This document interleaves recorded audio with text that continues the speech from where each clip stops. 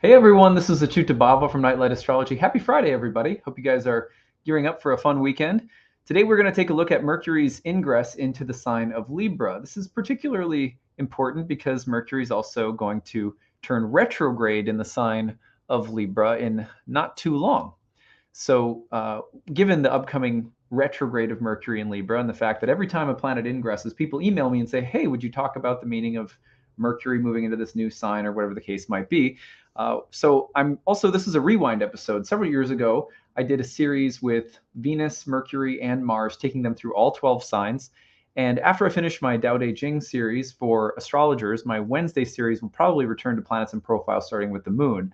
I think that's my plan as of right now.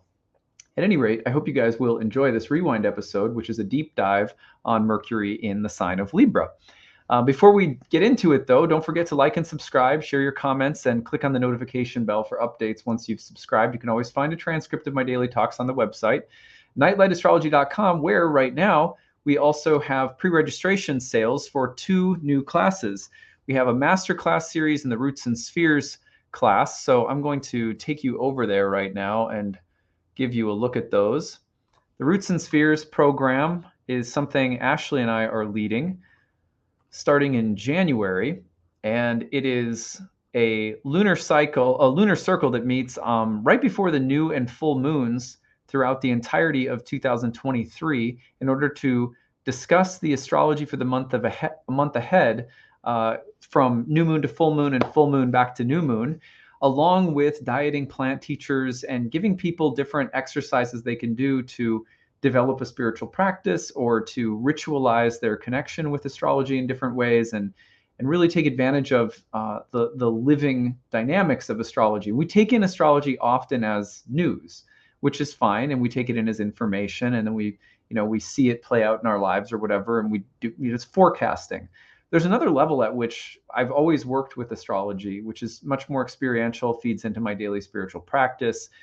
With my wife, Ashley, of course, it has a lot to do with the kinds of herbs I might be working with.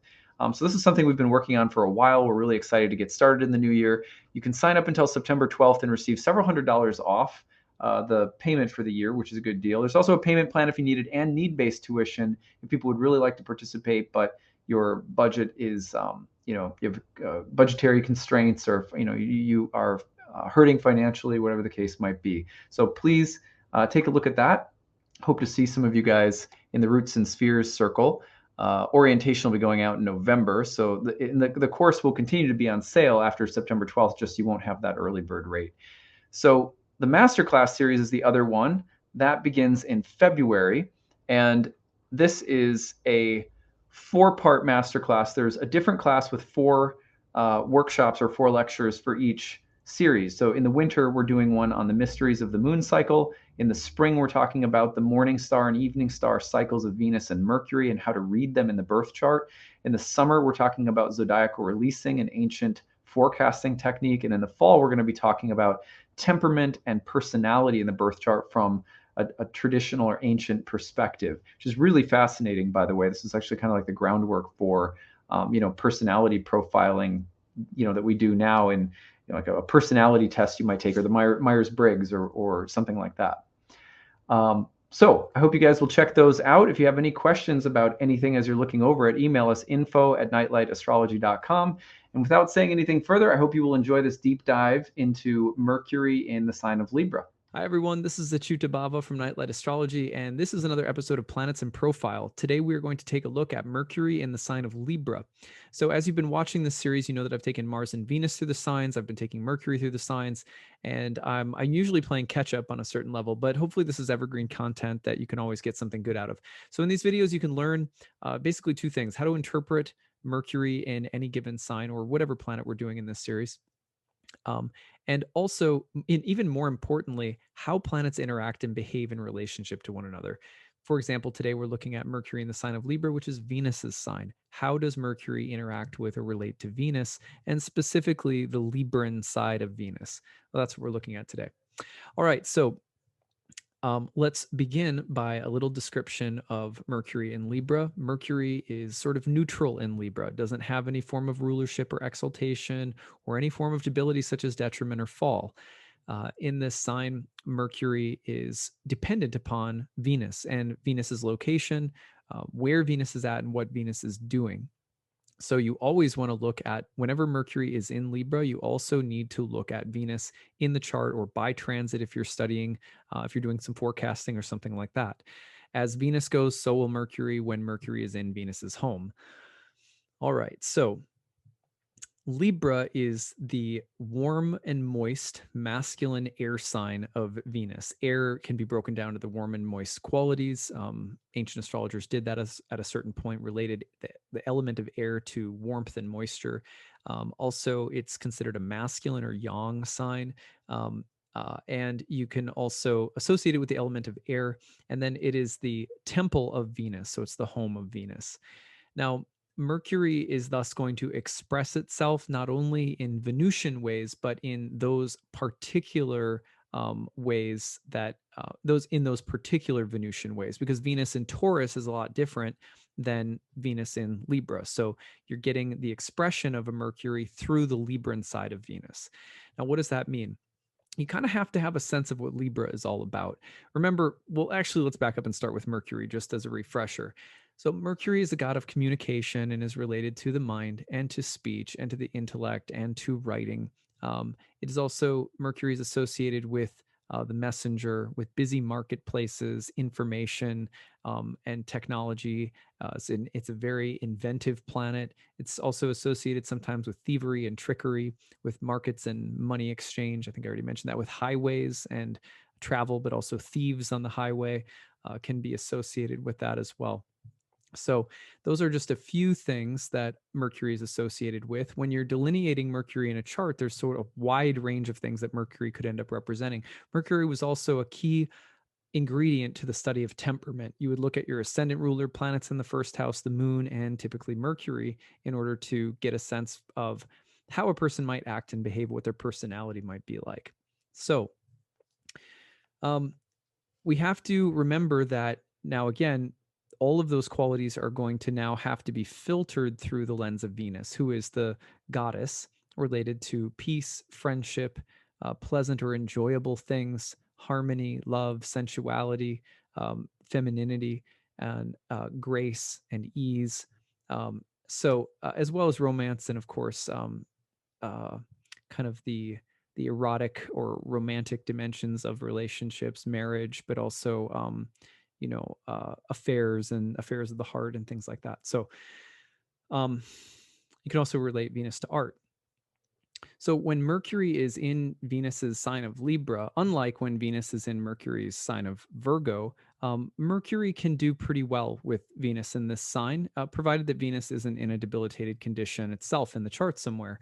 And typically what you're going to see is, and remember that I should add this in, remember that Libra is also the exaltation of Saturn. So Libra is the sign in which Saturn is exalted and the sign in which the sun is in its fall, which means that there is this very interesting way in which the sign of Libra brings out a slightly darker element of Venus. For example, and I'll give lots of chart examples, famous people who have this placement in their chart.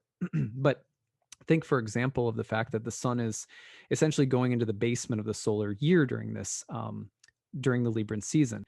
As that's happening, darkness is taking over. And so your Libra fall, the fall equinox, has as its symbol Saturn, the god of winter, decay, death, judgment, as the sun is entering the underworld. And so this is a Venus that is interested in beauty and harmonization, which means that there will be a way in which darkness is harmonized with light, but usually the tone of darkness or finality or death or consequence or a degree of heaviness will be there kind of as an accent for Venus. And so, for example, one of the classic Libran, beauty or style qualities will be black and white. And the contrast between light and dark, oftentimes with also a way of celebrating the darker, like black and white photography, a black and white photo of two people in, like very classy looking clothing, kissing out in the rain as they're drenched in New York City or something like that. It's very Libran. So think also of this as not just a sign of Venus, but as a sign that pays close attention to darkness and to Saturn and to fairness, judgment, and so it's not just any beauty. There's a kind of tragic autumnal beauty to this particular Venusian expression. Okay, and that also means that when Mercury is in Libra, you have to be careful of things that are petaled off to look light but are dark, or things that are dark that are made to look light, or the alternation or play between light and dark, which can be very classy, and can also represent someone who's very poised and sophisticated and sort of serious and mature in that kind of Saturnine way, exaltation of Saturn, but also very articulate, graceful, stylish, etc. So let me try to give you some examples of how this works. So for example, there are people that are going to fit this really this for the alternation between light and dark. Sorry, I'm trying to talk really nicely. Where's my list here? So for example, Agatha Christie. Agatha Christie is, of course, a famous novelist who writes about darker subjects like murder and mystery. And yet she is this very classy, and many of the settings of her novels are very sort of classy and sort of socialite in nature. So she has this very refined style and taste, and many of the characters and plots and settings are with people who are wealthy or well-to-do, but then there will be the unveiling of some darkness behind the surface, and that's a classic theme in her literature. Anyway, Sylvia Browne, here's someone who is sort of a psychic medium, and by all accounts is into occult matters, things that are more hidden, mysterious, etc. But she has this very polished, and she's one of the first, kind of groundbreaking, famous like media personalities. She goes on to she's very welcomed by mainstream media at a certain time in her career, right? And so that darkness, that occult quality, but she's also like a media personality, very Mercury in Libra. You can also think of two children's writers that come to my mind. Well, one's kind of a children's writer, Jim Henson, where Jim Henson, if you think about, I don't know, The Dark Crystal and lots of other things that Jim Henson does, there's a quality of light, but also this willingness to explore darkness, but still doing it in a way that's almost childlike, friendly, very classy and poised, and like artistically sophisticated. So that's oftentimes you'll see Mercury and Libra as people who have this kind of artistic skill or a gift or some kind of ability to make something a little bit dark or strange, like appealing and beautiful. And that's oftentimes a Mercury and Libra trait. Another example is Roald Dahl. I'm sure you all know Roald Dahl, right? Strange kids books that are really dark, but also he's so artistic and brilliant. Another one that could fit in there that he's not a Mercury and Libra, but a similar personality that has similar contrasts in his chart, that are very much in line with this combination is Tim Burton, right? But different chart. But so you also have people who have this kind of classy, smooth, but smoky, deep, dark, beautiful quality to their skill as a musician, like Harry Connick Jr. or John Coltrane. Similarly, you have photographers, famous artists like photographers like Linda McCartney, also Mercury and Libra. George Martin and Ursula K. Le Guin are two fantasy authors, sci-fi/fantasy authors, who both have this amazing artistic sensibility, right? I mean, just wordsmiths and just brilliant intellectually, but they have a way of also speaking to human darkness that's quite profound. And you're often going to see that in the quality of the writers who have Mercury in Libra, that there is a sensibility and a darkness at once. And oftentimes you can describe Mercury,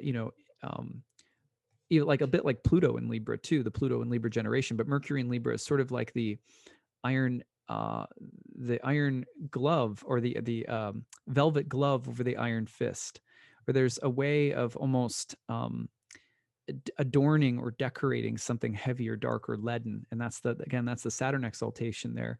um there's other people who embody the seriousness as well as the kind of diplomacy, grace, and beauty and articulateness, like Barbara Walters, who is one of the kind of one of the groundbreaking female news anchors. I think it was ABC News. She was the first on their network or something like that. But you also have people like Sophia Loren, another great example of the class, the elegance, the grace, but there's kind of a smoky, dark quality that's there as well. Vladimir Putin, right? He has a very suave presentation, and of course, it glosses over a lot of very dark stuff that he does. But you can also, one could make a case, for example, like Bill Gates, and I'm not on the Bill Gates. I'm not into the whole conspiracy thing, but just in terms of being someone who's like a tech billionaire or whatever, who has this interest in philanthropy and has also been even just associated throughout his lifetime with a lot of controversy, especially very recently. But I think it's very fascinating that oftentimes Warren Buffett is another one with Mercury in Libra. Beyonce Knowles is another one. It's almost as though they're Mercury in Libra. Well, Margaret Thatcher was another one as well. All of them are almost like emperors or empresses, and they have this command. They have such grace and composure, but at the same time, there is this this kind of dark, heavy, serious quality to their art or to their presidents, or Margaret Thatcher, of course, I believe, if I'm not mistaken, was quite conservative, right? So you'll often find another one that I love, another really good example of Mercury in Libra, in case I'm not getting it across enough, would be Leonard Cohen, right? Again, dark, heavy, beautiful. You know what I mean? So that familiarity with darkness is really, really important. Simon Cowell is another one where there can be this very judgmental and critical quality, like a hyper acute judgmental awareness of what's valuable or what's not valuable, what's beautiful or not. So he's a kind of judge critic type of character. These are all great examples, I think. You can see, let's see, Caitlyn Jenner is another one. Bruce Springsteen. Both, I think you could say, have like a good contrast between light and dark. Bruce Springsteen in particular comes to my mind because, when he's young, he's like this young kid, muscle cars, cigarettes, knife fights on the Jersey boardwalk, tough guy, cocky, sexy, suave, all of it. And as he ages, he becomes something. His music becomes more politically active, and he also he throughout his life he talks openly about battling with depression. So he's a complex character that that Mercury in Libra also reflects. Let's see, is it Avicii? Avicii? I'm not how you say it. He was the DJ. I think he passed, but brilliant sort of technicians of art that can blend the dark and the light. And don't pass over Libra when it comes to science fiction either, because science fiction is often very saturnine, and Libra oftentimes, we think about science fiction landscapes. If you ever saw the movie Solaris or Gattaca with Ethan Hawke, some of these landscapes in the future, they're very like pristine and clean and very like well organized and hyper controlled and rigid, and often involve some kind of authoritarian presence. And there's oftentimes exploration of beauty and structure and control, and like almost like dystopian or like post-apocalyptic landscapes, and the contrast between like destruction and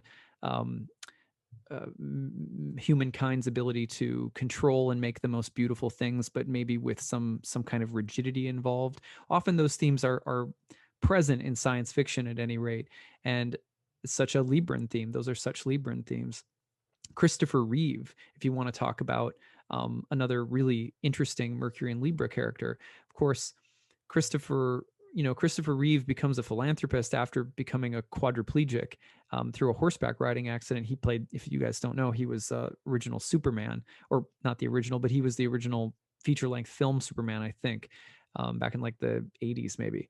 So Christopher Reeve and his wife Dana become these incredible philanthropists, and they do a lot of good, especially for stem cell research and things like that. But he was also someone who became really interested in this kind of like very futuristic technology, right? That could be that could restore or bring people bring back the facilities of people who had potentially lost them, like himself. I'm telling you right now, there's just a really interesting element of Libra that has to do with the desire to repair or fix things that are broken, or to make something broken beautiful. Or like, for example, the people who take those I think they take like broken pieces of a pot, and then they make a new pot with gold, like sealing all the broken pieces together. Do you guys know what I'm talking about? I don't know what that's called. Someone tell me what that's called. But this idea, or even like if you think about the artwork I was mentioning earlier, where there's like these broken, maybe like broken fragments of glass, and you'll see the broken fragments of glass, but inside of them they're reflecting flowers or something like that. So this real kind of sense of finding or restoring beauty in relation to something that's been lost, or something that's dying or dead. And oftentimes that plays into sci-fi themes, really, in technology in a very interesting way. I'm only just starting to articulate that idea, by the way. So I'll probably, when we get to some transits in Libra, I'll probably bring that back up and keep going with it, because I've been noticing it for so long, and this is one of my first attempts to ever articulate that part. But David Copperfield is another example, though. He has Mercury in Libra, and of course he's a master magician, sleight of hand, but he combines like sexy, dark, mysterious with all sorts of interesting, weird technology. That's such a Mercury in Libra placement. Remember, Mercury is one of the gods of technology as well, so this is why I'm talking about this with regard to Mercury in Libra. But James Gandolfini, if you guys know him from The Sopranos, that mafioso where there's the appearance of luxury or wealth, but there's this dark underbelly, and there's like crime. And so oftentimes Mercury in Libra can be the appearance of something noble or humanitarian with underlying selfish interests and things like that. Which is, of course, exactly, I think, why, even whether it's true or not, why people often suspect Bill Gates. It's because he has that weird, like, that weird kind of Iron Man. He's who's similar, a little bit similar of a vibe, but different chart again, is what's the Tesla guy, Elon Musk, where there's this almost it's almost like an otherworldly kind of dark, mysterious quality, but it's also like very beautiful and polished and progressive and inventive. That's very Mercury in Libra. Different chart doesn't have that placement, but I'm just giving you more examples where you can think of, and there's things in his chart that feed into that as well. So lots of placements in astrology can speak to some of the same themes, because you're essentially combining similar elements. Stephen King, very similar. He can expose he's a very beautiful writer, and he can expose the dark underbelly of like the nice, pristine little East Coast town. It's always Castle Rock or whatever it is. Okay, Bernie Sanders. Here's another example where you have people who are truly like advocates for justice or peace or equality or something that's truly humanitarian, or whatever. Like people who are interested in equality, and this could be on the right or the left. Like, for example, I think it's who's the Fox guy? Bill O'Reilly, or he used to be the Fox guy. He has Mercury in Libra too. All right, and Amma. Amma's a great example. If you know Amma, the hugging saint, has Mercury in Libra. Of course, she's a major global philanthropist as well. All right. Well, hopefully that gives you some feeling for Mercury in Libra, and how to delineate it. Of course, it's always going to matter to look at Venus's position relative to Mercury, because that will add a whole secondary and very important layer to the interpretation.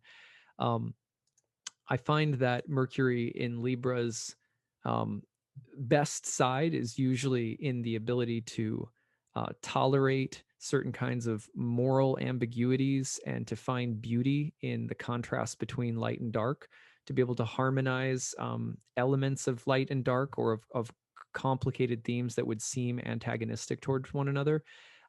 And oftentimes there is a very, a very, what I want to say, a way of articulating oneself that really speaks to people. That's very easy and fluid.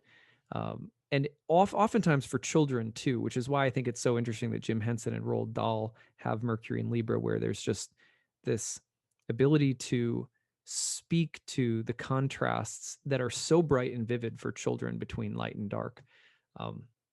All right. So do you have Mercury in Libra? I would love to hear from you if you do, and please add your thoughts to this video or any other interpretations or famous people that you think should have been in this presentation that I might have missed. I'd love to hear from you guys.